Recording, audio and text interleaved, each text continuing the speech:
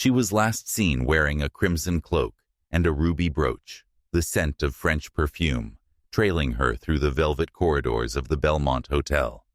As if the air itself knew she would never return the next morning, her suite was locked from the inside.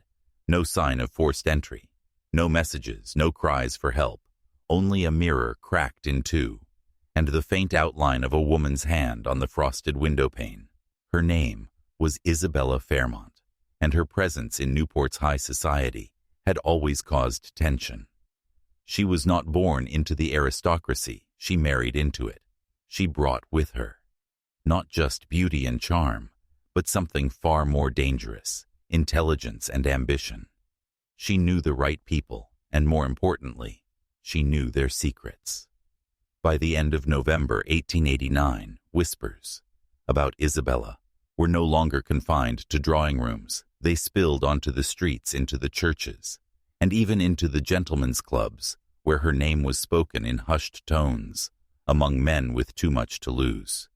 She had arrived in Newport weeks earlier, alone, claiming to seek refuge from a scandal involving her husband, Theodore Fairmont, heir to a steel empire, and former close confidant of Senator William Blackstone.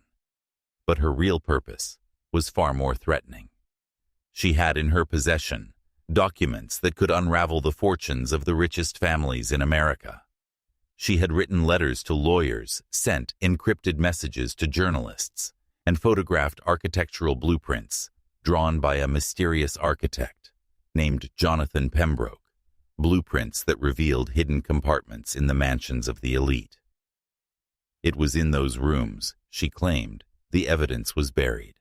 By December 1st, Isabella was scheduled to leave for Europe, escorted by two unknown men who claimed to be federal agents sent to protect her. She never made it. Newport awoke to find her vanished, as if the city itself had swallowed her.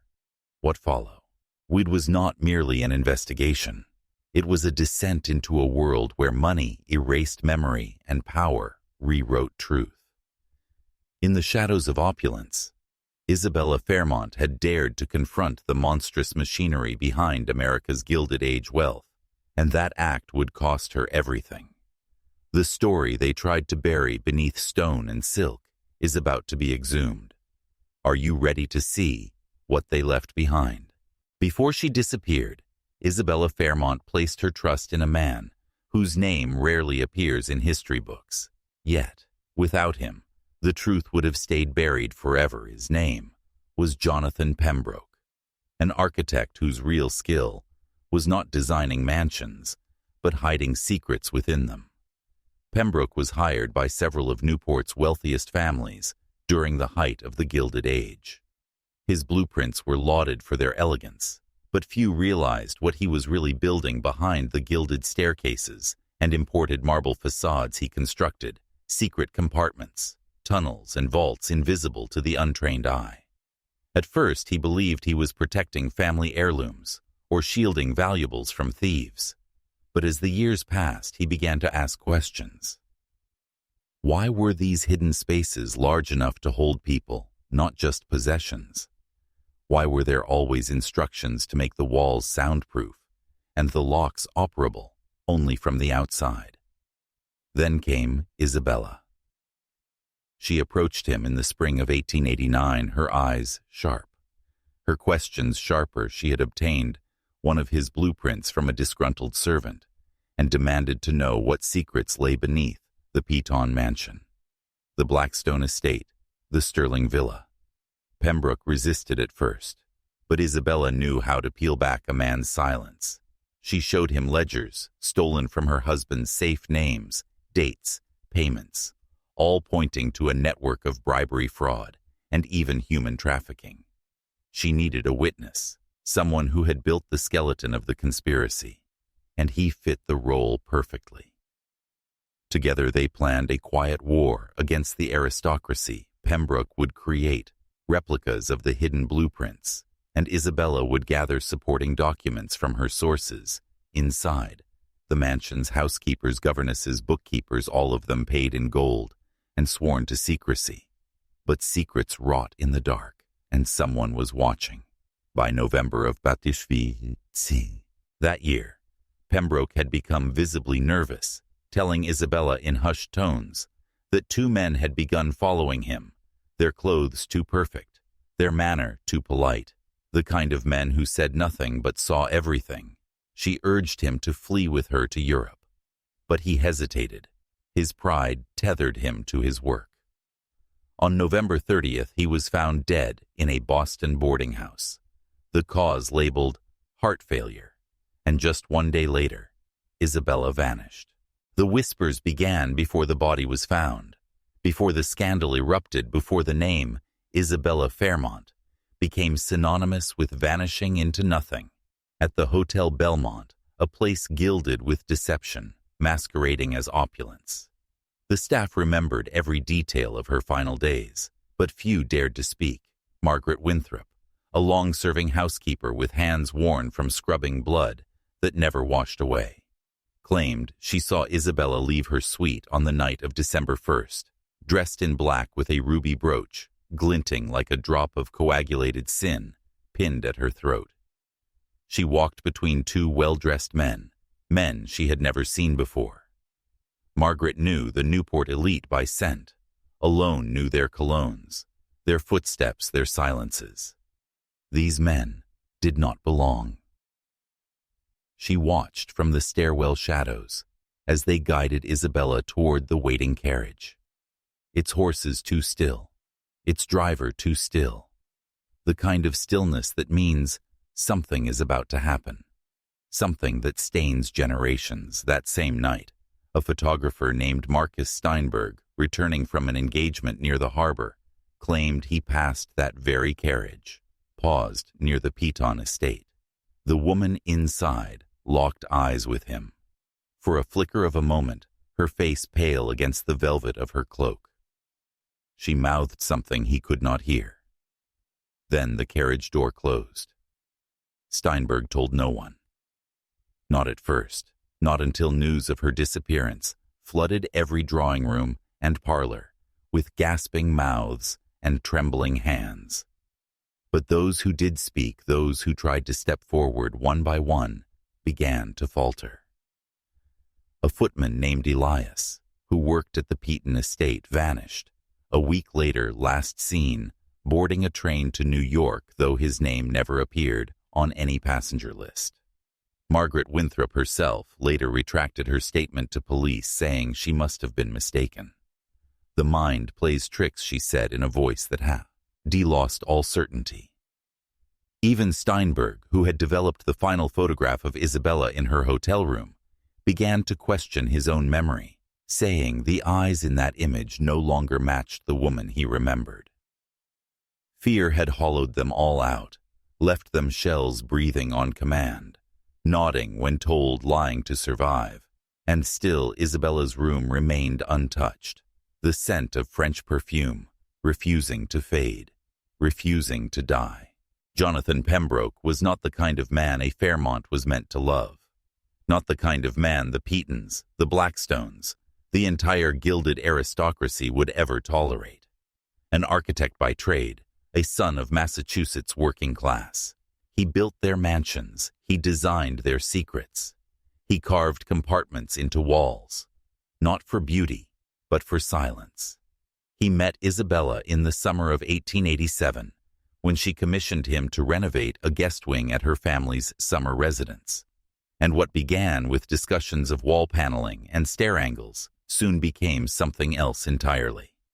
Witnesses said they spoke in low voices, walked together too often, stood too close for any arrangement to be purely professional. But it was what Isabella discovered that changed everything. Pembroke had been hired by multiple Newport families to build hidden rooms, passageways, false fireplaces, and concealed safes, and Isabella, being what they underestimated, curious, brilliant, unafraid, started asking why. Why would a senator need a soundproof chamber behind his library wall? Why would a banker need a tunnel to the harbor? Why were there rooms without doors? Pembroke never confessed directly, but he gave her blueprints, he gave her records, and he gave her warnings. He loved her that much. She took those documents to her hotel room. She made copies, and she wrote letters. Letters that would later vanish. Their affair was not secret for long, not in Newport, where gossip travels faster than telegrams, and cuts deeper than any blade. The whispers reached her husband Theodore, who responded not with rage, but with retreat. He left for Boston, gave no public statement, handed the problem to others. Those others had less patience, less morality, less hesitation. By the fall of 1889, Isabella and Pembroke were being followed, watched by men who never gave names, men with pocketbooks as deep as the Atlantic and morals as shallow as spill. Wine. And then came the offer. Disappear and live or stay and die. Pembroke agreed to flee with her, promised he would meet her in Boston, and from there sail to Europe. She packed her bags. She kissed no one goodbye. But when Pembroke was found dead in a Boston boarding house the day before she vanished, everything became clear. He had not abandoned her. He had been silenced. By February 1890, the truth could no longer hide beneath chandeliers and invitations. The Fairmont case had grown teeth, and it was biting into marble. Detective Samuel Harrison, a man who had seen more corpses than lovers, knew something was off about the Pinkerton estate. The wine cellar was the key. Blueprints drafted by Jonathan Pembroke showed dimensions that no inspector could deny, but the room itself was smaller than it should have been by exactly 8 feet. No one on staff remembered a renovation. No one remembered anything. On Valentine's Day, the warrant arrived. The basement was breached, behind a false wall made of matched stone carved to deceive. They found a hidden chamber, 10 feet square, lined with lead, thick enough to strangle sound. Inside lay the body of Isabella Fairmont, wrapped in the remains of a silk cloak, pinned with a ruby brooch, the same brooch seen by hotel staff the night she vanished, the same brooch photographed by Marcus Steinberg in what would become her final image. The coroner's report would later confirm death by chloral hydrate. A sedative slipped into champagne, a killer's drink of choice for silencing the inconvenient. But Isabella had not died instantly. There were scratch marks on the lead walls, clawed into the lining by bloodied fingers desperate to escape before the poison claimed her mind, and then her breath. She knew. A torn note was found clenched in her hand, half-legible words stained with fear and sweat and fury. Names, accusations, a final cry meant for justice that never came. The room had not been made for storage. It had been built for murder. The lead walls were not for security. They were for silence. And the Pinkerton family, whose name once echoed through the ballrooms of Manhattan and Washington, had known exactly what had been constructed beneath their feet. The body was removed under armed guard. The press was fed lies, but the truth had already been exhumed. Isabella Fairmont had not run. She had been executed, and the hands that carried out her sentence wore gloves, not of leather or wool, but of influence, invisible, immaculate, deadly. Once the chamber had been opened, the investigation stopped pretending it was about a missing woman. It became a war between truth and power. Detective Harrison turned his eyes toward the men who had surrounded Isabella in her final days. The men in suits, the men with polished shoes and pocket watches, the men who never touched blood but ordered it spilled. The 2 visitors who saw Jonathan Pembroke the day before he died were identified by a boarding housekeeper in Boston, well-dressed, quiet, polite, in a way that makes your skin crawl. Pinkerton men. The same men seen with Isabella on the night she vanished. Through pressure and veiled threats, Harrison obtained fragments of the Pinkerton files records the agency had tried to bury under layers of euphemism and ink. What emerged was not surveillance, it was strategy. The reports used phrases like neutralize the subject and ensure permanent discretion. One document dated November 28th read, like a blueprint for execution. It stated that the target's emotional instability provides optimal cover for various outcomes. It was cold. It was calculated. It was murder. They had watched her, tracked her, recorded her movements with the detached efficiency of men who believed themselves untouchable. And at the center of it all was the Pinkerton mansion, with its silent room and lead walls and final glass of poisoned champagne. But Isabella's death was only half the puzzle. Jonathan Pembroke had built those compartments. He had drawn the maps. He had the knowledge. And then he was dead. Heart failure, they said. But Harrison saw the pattern. Eliminate the woman who threatens the empire. Eliminate the man who knows where the empire hides its bones. Harrison's file grew thick with names. Charles Pinkerton, William Blackstone, Senator Hartwell, Banker Sterling, men whose fortunes were tied to fraud, men whose names were whispered in Isabella's accusations. The CMC. Conspiracy was not wild theory. It was structured, funded, deliberate, and as evidence piled higher than champagne towers at Newport galas. Harrison realized what he was truly investigating. Not a scandal, not a crime of passion, but a sanctioned execution performed by America's most powerful to protect their kingdom built on silence.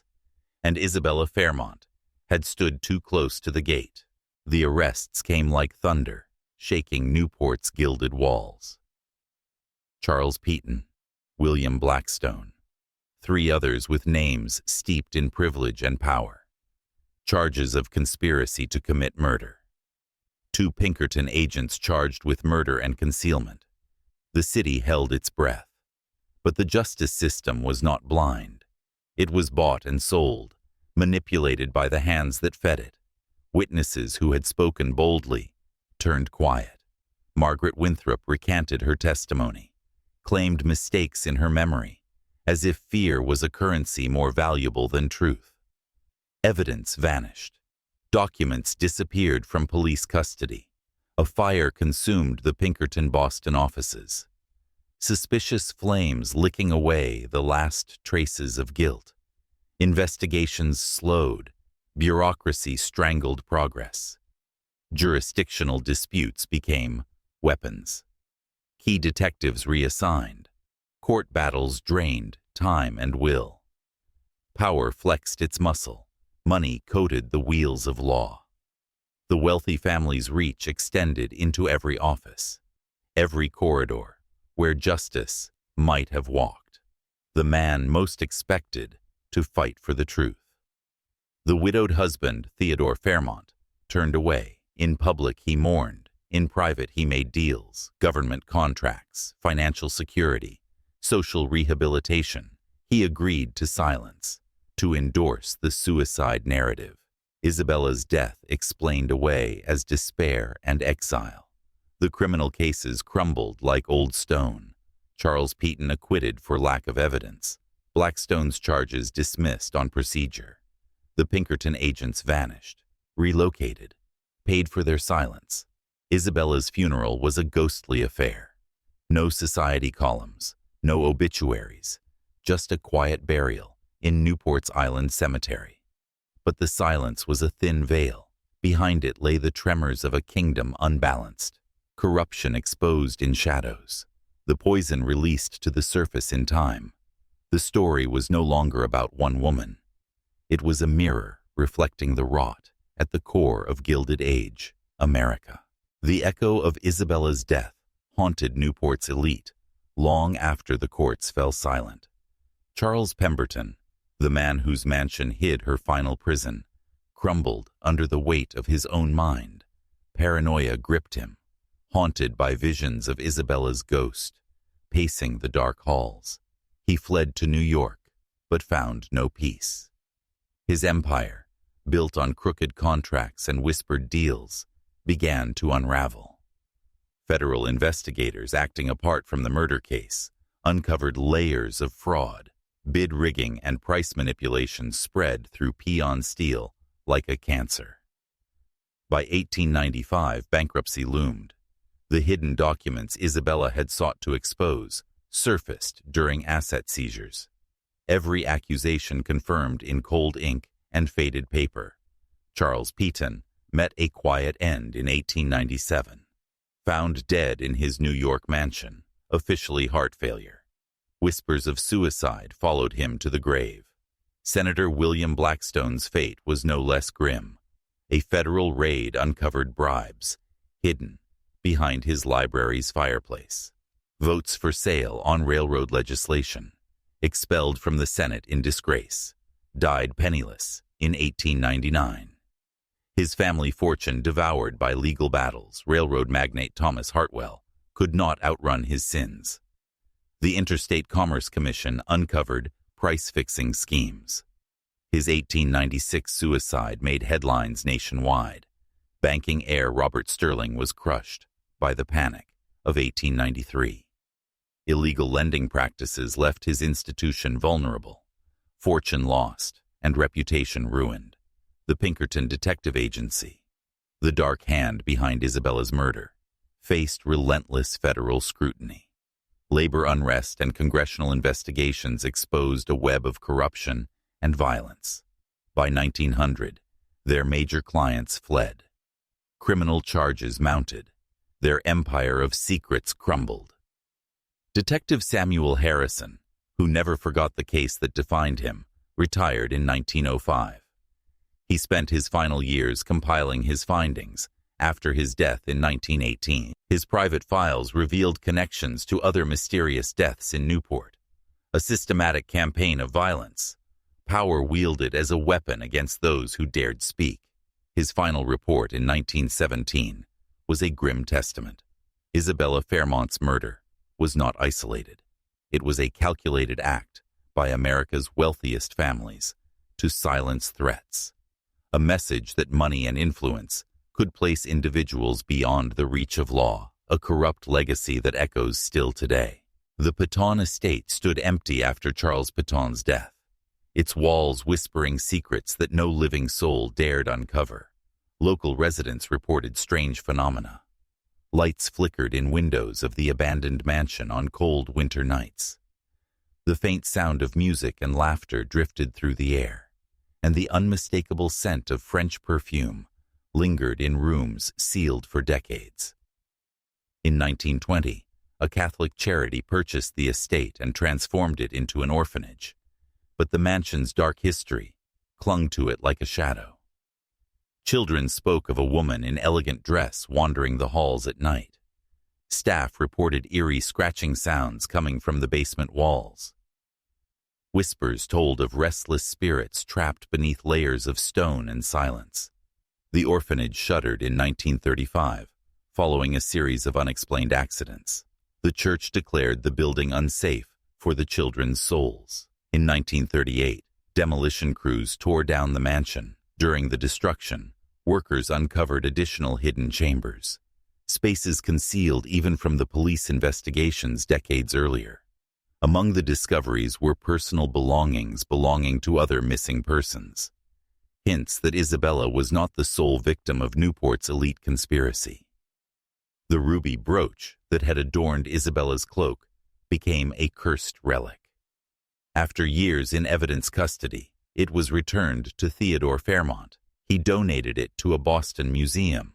Yet the brooch vanished mysteriously in 1895, reappearing in the possession of victims of tragic fates, a socialite's suicide in New York, a Philadelphia heiress's mysterious death during the influenza pandemic. Each owner cursed to suffer a shadow of Isabella's own demise. Theodore Fairmont never remarried. He withdrew from society and dedicated his final years to philanthropy. His efforts focused on protecting women from domestic violence. His will created a foundation to investigate unsolved crimes against women. Though never publicly linked to his wife's murder, the connection was unmistakable. The Fairmont Foundation quietly funded investigations into suspicious deaths across New England, while none matched Isabella's case in notoriety. It shone a light on a pattern of violence systematically ignored by law enforcement, agencies more invested in protecting the powerful than seeking justice for the vulnerable. Isabella's story became a dark legend, a warning etched into the fabric of Newport's elite. Her courage cost her everything, but her sacrifice ensured their crimes would not be forgotten.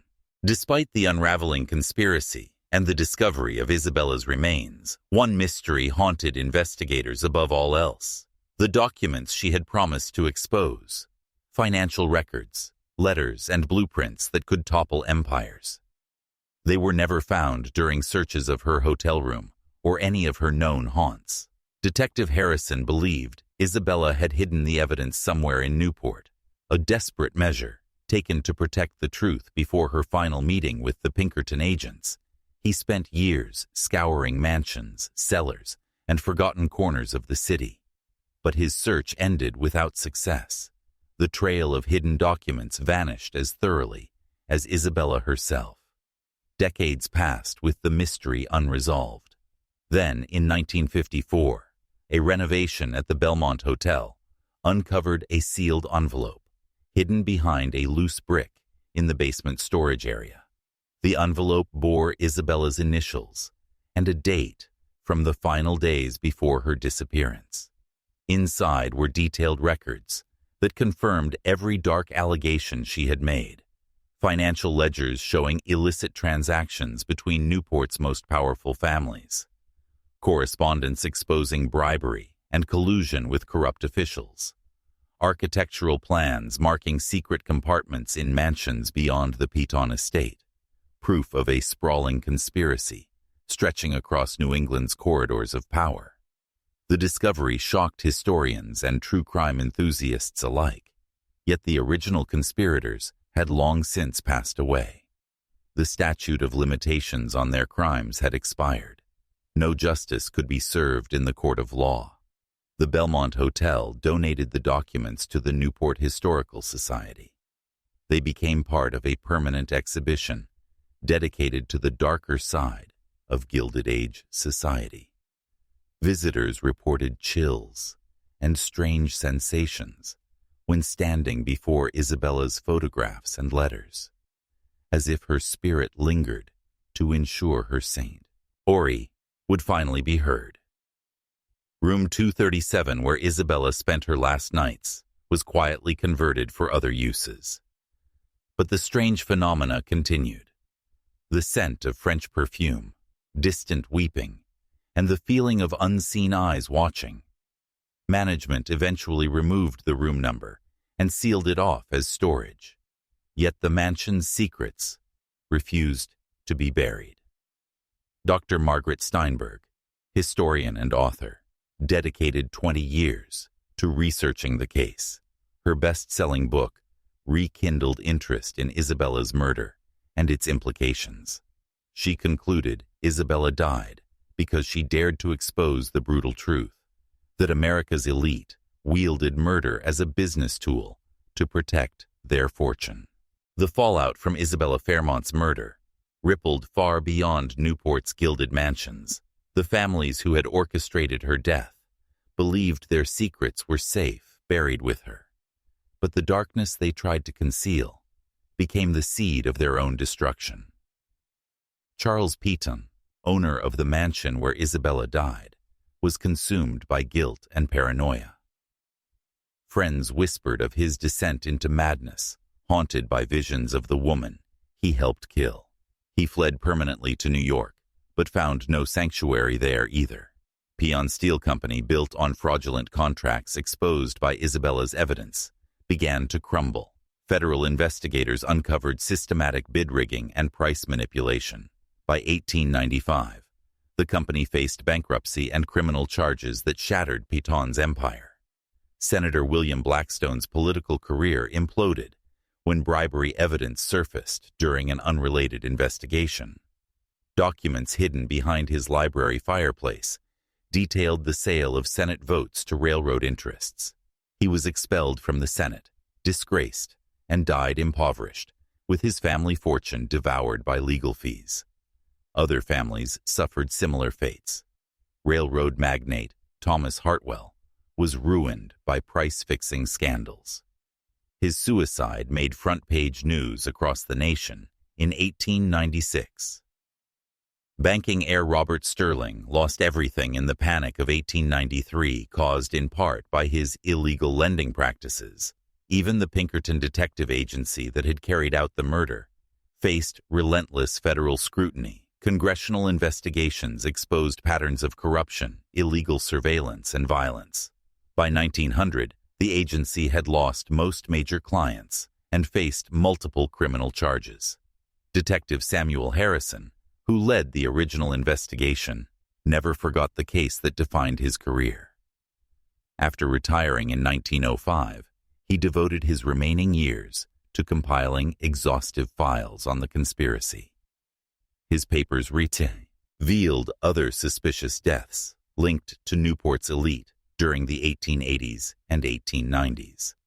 Harrison's final report, written in 1917, delivered a chilling verdict. Isabella Fairmont's murder was not isolated, but part of a systematic campaign to eliminate threats to power.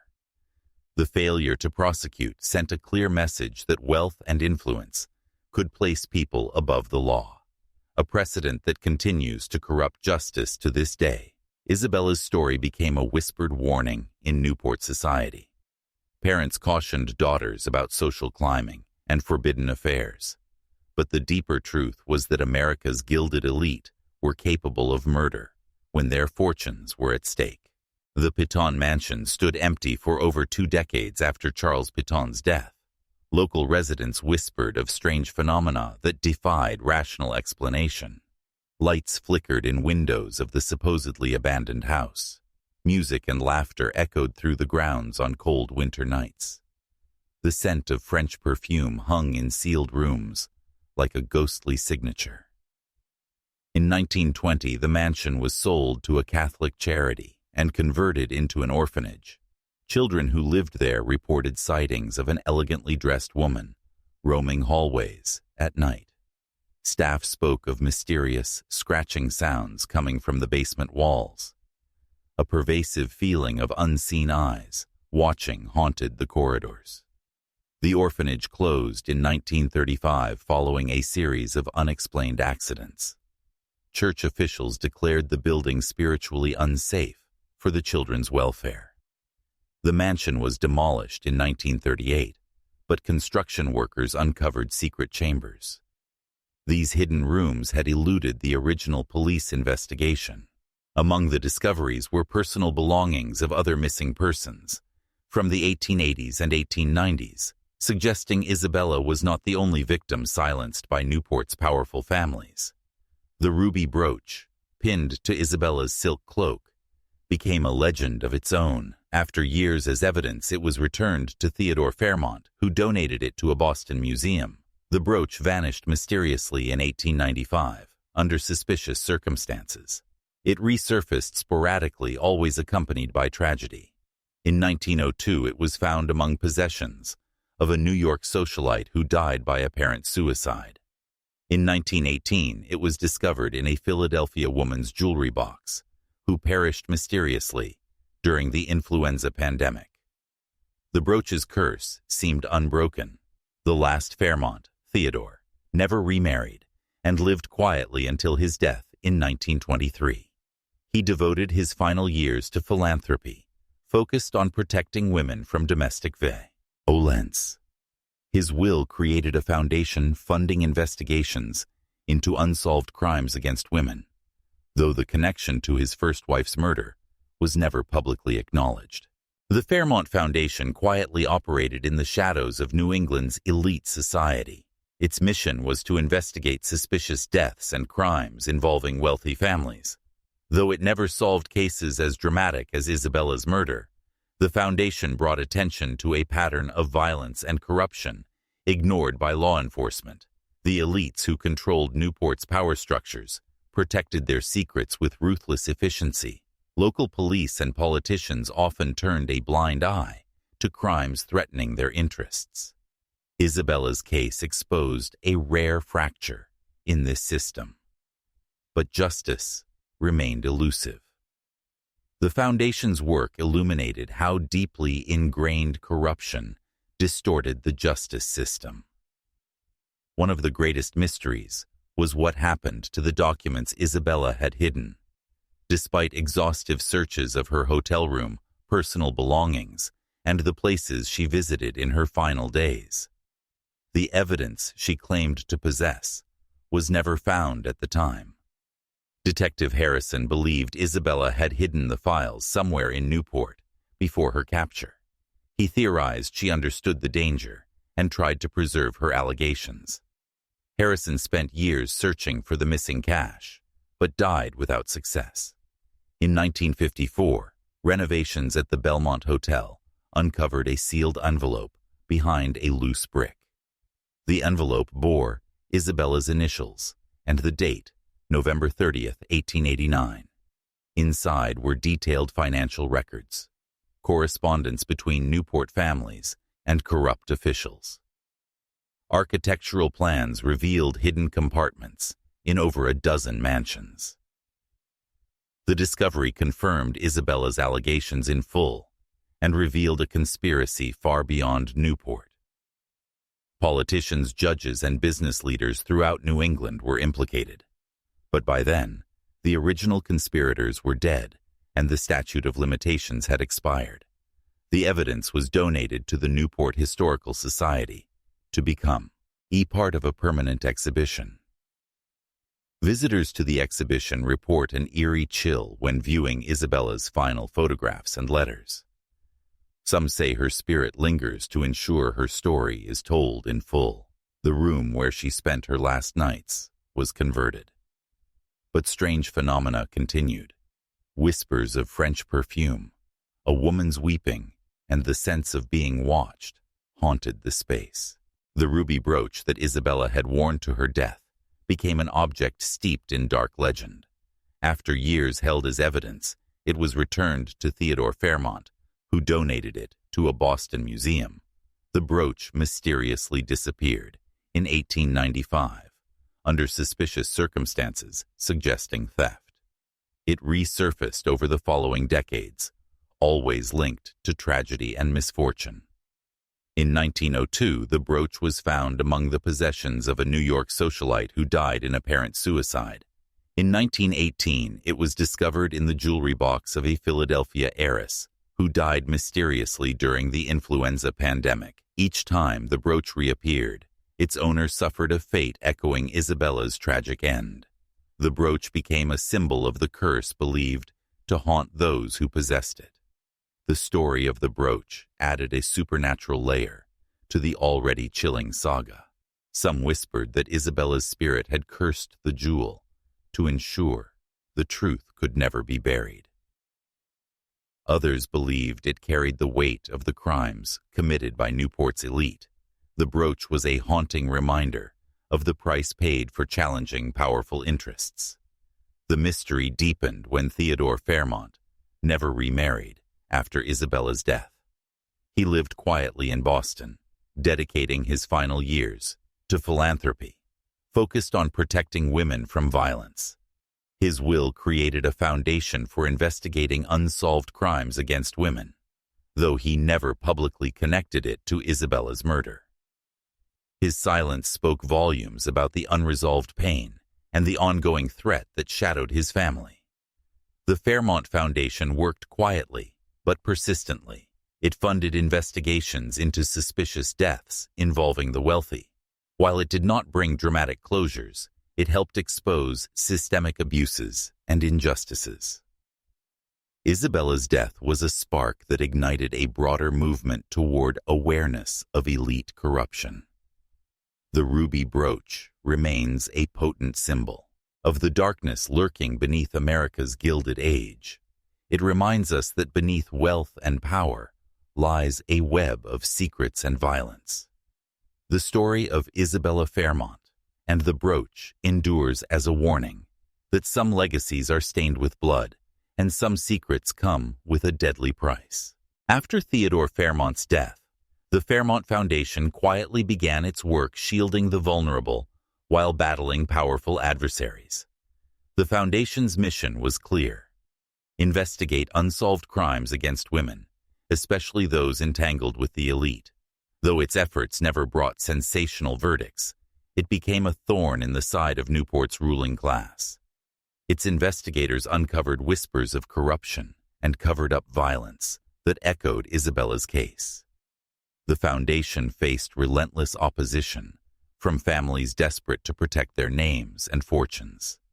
Attempts to block investigations were common as lawyers and private agents deployed every resource to silence whistleblowers. Despite this, the foundation persisted, keeping Isabella's legacy alive through dogged pursuit of truth and justice. Its work exposed a network of influence spanning politics, law enforcement, and business, all designed to shield criminals behind a veneer of respectability. The foundation's funding came from anonymous donors, many of whom had lost loved ones under suspicious circumstances. They saw the foundation as a last hope against a system rigged to protect the powerful and punish the vulnerable. This clandestine financial support kept the foundation's efforts alive long after Theodore's death. Yet the shadow of fear loomed large, deterring many potential witnesses from coming forward. Over the decades, the Fairmont Foundation's archives grew rich with documents, testimonies, and evidence pointing to a broader pattern of elite violence. Its files revealed how families used threats, bribery, and even murder to silence dissent. Isabella's murder was never just a crime of passion, but a brutal lesson in the ruthless mechanics of power.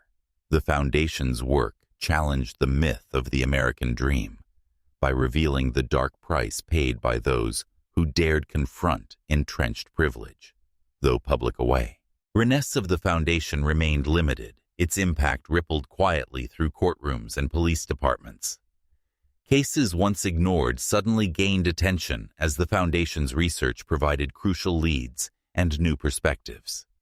It brought hope to families who had suffered in silence for generations. Isabella Fairmont's courage became a beacon for all who sought justice in a world skewed by wealth and influence. But the Foundation's work also underscored a harsh reality.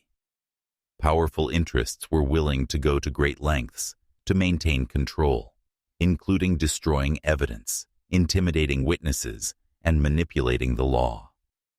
The struggle for truth was an ongoing battle fought in shadows, where the stakes were often life and death. For decades after Isabella's death, the mystery of the missing evidence haunted Detective Harrison and every investigator who sought justice. Despite thorough searches of Isabella's hotel room and all known locations tied to her last days, the critical documents she claimed to possess vanished without trace. Many believed they had been destroyed or hidden by those desperate to bury the truth forever. Harrison's theory was that Isabella had taken extraordinary precautions to protect her revelations. He suspected she had hidden the documents somewhere secret in Newport before her final deadly meeting with the Pinkerton agents. Years after Harrison's death in 1918, the trail went cold until a startling discovery revived hope of unveiling the full conspiracy. In 1954, during renovations at the Belmont Hotel, where Isabella had stayed, an envelope marked with her initials and dated November 30th, 1889, was found concealed behind a loose brick in the basement storage area. The sealed envelope contained what appeared to be the missing evidence, detailed financial records, correspondence between Newport's most powerful families and corrupt officials, and architectural plans showing hidden compartments in over a dozen mansions. This cache of documents confirmed every allegation Isabella had made against the Gilded Age elite. The Belmont Hotel discovery sent shockwaves through historians and true crime researchers. The evidence exposed a conspiracy that extended far beyond Newport's shores, implicating politicians, judges, and business leaders across New England. Yet by the time the documents emerged, all of the original conspirators were long dead, and the statute of limitations had long expired. The chance for legal reckoning was lost to history, but the revelations reshaped the understanding of the era's corruption and brutality. The Newport Historical Society accepted the donation of Isabella's evidence and created a permanent exhibition dedicated to the darker truths of Gilded Age society. Visitors often reported a chilling atmosphere in the exhibit, as if Isabella's restless spirit lingered to ensure her story was finally told in full. The hotel room where she spent her final nights was eventually repurposed, but strange phenomena persisted, with reports of French perfume, scent, faint weeping, and a feeling of unseen eyes watching. This haunting legacy underscored the price paid by those who dared to expose the corruption of America's wealthiest families. Isabella Fairmont's courage transcended her tragic death, inspiring generations to question the power structures that govern justice. Her hidden evidence revealed a world of ruthless ambition, where secrets were currency and silence was enforced through fear and violence. Among the most eerie relics connected to Isabella Fairmont's murder was the ruby brooch she wore the night she died. This ornate piece of jewelry became a symbol not just of her fate, but of a dark curse that seemed to follow anyone who came into possession of it. After being held as evidence for years, the brooch was eventually returned to Theodore Fairmont, her widowed husband. Theodore promptly donated it to a Boston museum in a public gesture to honor Isabella's memory, but the brooch soon disappeared from the museum's collection in 1895, under mysterious circumstances that suggested theft. Since then, the brooch has surfaced intermittently, always associated with tragedy and misfortune. In 1902, the brooch was discovered among the possessions of a New York socialite who died in what authorities ruled a suicide. In 1918, it appeared again in the jewelry box of a Philadelphia heiress who died under suspicious circumstances during the influenza pandemic. Each time the brooch emerged, its owner suffered a fate echoing Isabella's own tragic end. The ruby's blood-red sparkle seemed to carry a curse that no one dared to challenge or defy. The legend of the brooch became a whispered warning among wealthy families and collectors alike. Some believed it was a token of justice carried by Isabella's restless spirit, condemning those who profited from corruption and violence. Others dismissed the stories as superstition. But the dark pattern of misfortune was undeniable. The brooch became more than a piece of jewelry. It became a symbol of the unseen forces guarding the truth Isabella had tried to expose. The brooch's curse lingered long after Theodore Fairmont's quiet death in 1923. He never remarried and spent his last years engaged in philanthropic work to protect women from domestic violence. His will included a substantial endowment to a foundation dedicated to investigating unsolved crimes against women, a private legacy tied to his wife's murder. The brooch remained a silent witness to the shadows that haunted the Fairmont family and the elite circles they moved in. To this day, the ruby brooch is shrouded in mystery, a chilling reminder that some legacies are stained with blood and betrayal. Its story intertwines with Isabella's defiant stand against power corruption and the high price she paid to ensure that dark secrets would never be forgotten. The Isabella Fairmont case ended without justice in the courtroom, but her story carved a scar into the soul of Newport and beyond. Her murder was a brutal reminder that wealth and influence could silence even the most courageous voices without consequence.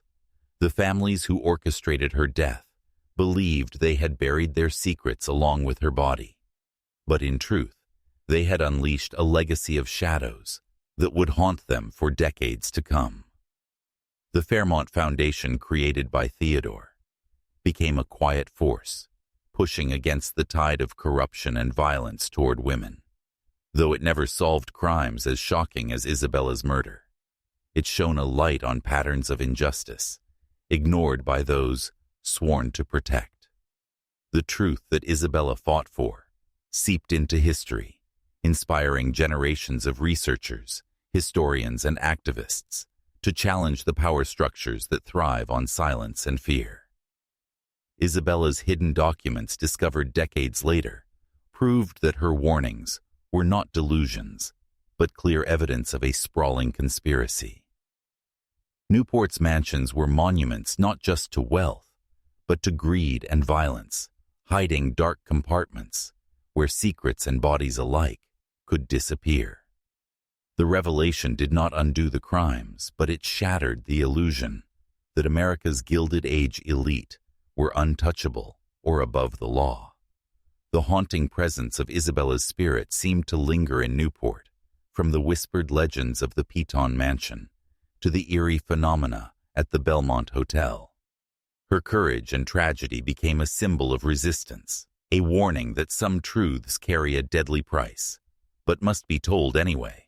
Her story endures because it speaks to a fundamental human struggle against injustice and the corrupting influence of unchecked power. In 2019, the FBI Cold Case Unit reopened parts of the investigation, using modern forensic methods, acknowledging that prosecution was impossible. Honoring the pursuit of truth. The Isabella Fairmont case reminds us that justice delayed is often justice denied, but the pursuit itself shapes history and memory. Her death is a dark mirror, reflecting the lengths to which those in power will go to protect themselves and the resilience of those who dare to expose them. As you consider this story, ask yourself what secrets still lie buried in the gilded mansions of Newport and beyond. Is Isabella's sacrifice a closing chapter, or the beginning of an ongoing fight to confront the shadows behind America's wealth and power? The truth may be elusive, but it is never truly gone, waiting for those bold enough to seek it and tell the story that must be heard.